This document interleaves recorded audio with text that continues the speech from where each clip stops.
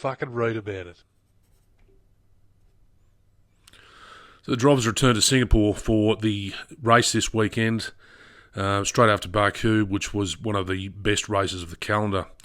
And it's sad to say this was not one of the best races of the calendar so far this year. It's a tough race. It's very oppressive heat, the humidity. It's tough on the drivers. It's tough on the spectators. I've been to Singapore a couple of times and you just can't get away from the humidity. It's just insufferable and it's just really uncomfortable at the best of times. So the only real things to talk about were, of course, Sainz. He had it off in Q3 and backed into the wall.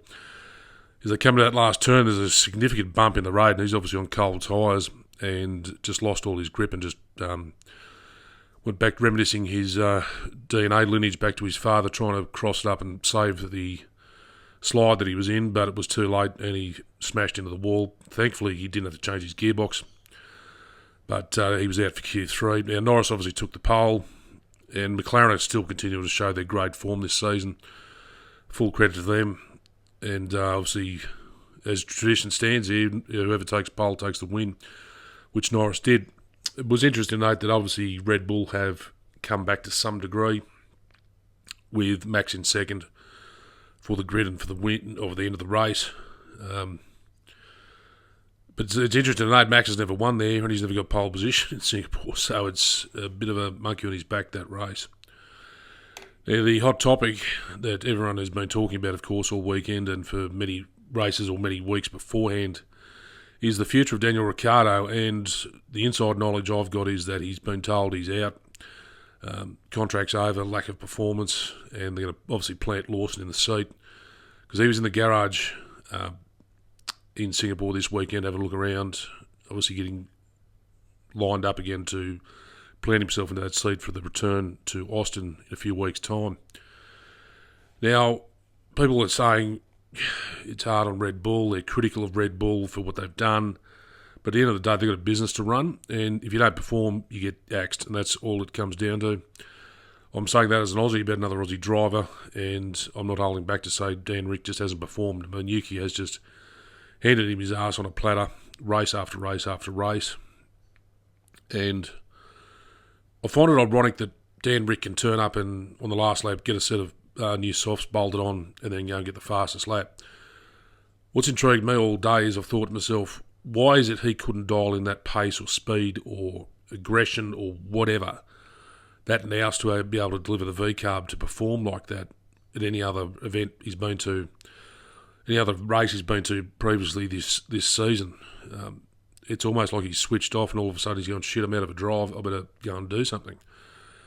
So I find it weird that he's pulled that off in getting the fastest lap. Now, there was obviously in the media this morning some criticism from McLaren to say that why is a junior team like VCARB trying to assist Max's championship title bid by taking that single point away from what could have been Norris. Well, Norris had the chance there to go and get the fastest lap himself. Nobody said he couldn't do it. It was just a choice. So I think it's a bit of a pissing in the wind competition to say that it's unfair by McLaren. It is a gimmick. I'm never been a fan of the fastest lap point. But at the end of the day, it's there, and it's there to be utilised to any team's advantage, as VCARB have done with Ricciardo delivering it for them. Now, I was talking to Doug Parker this morning, and he made a good point to say that Checo is also a bloke who's got eyes on him, and he may be under threat. So if he doesn't see the season out of him, he's got his fourth child coming, and he may potentially look to want to hang the helmet up. But the question is who's going to replace him, because there's no way how hell they'd put Ricciardo back into the Red Bull if they've just sacked him from the junior team. And we thought maybe they could put Yuki up into the Red Bull alongside Max to see what he can deliver, and to join Liam Lawson, they'd have to bring Harger up from F2 and plant him into the seat for the rest of the season of VCARB. But that's all just speculation, but you never know what happens in this world. We've seen drivers get dropped very quickly and replaced as easily for their performance or desire to walk away. So overall, just a bit of a non-event, the Singapore Grand Prix, sadly. As my eldest son said to me this morning, it's just too hard to overtake there. So I don't know what they're going to do.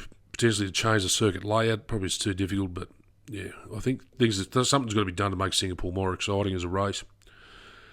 So anyway, I'll talk to you in a few weeks' time when we come back for Austin, one of my favourite circuits, and hopefully we see a much better race come out of it and some more exciting action on track. Until then, thanks for watching. Bye-bye.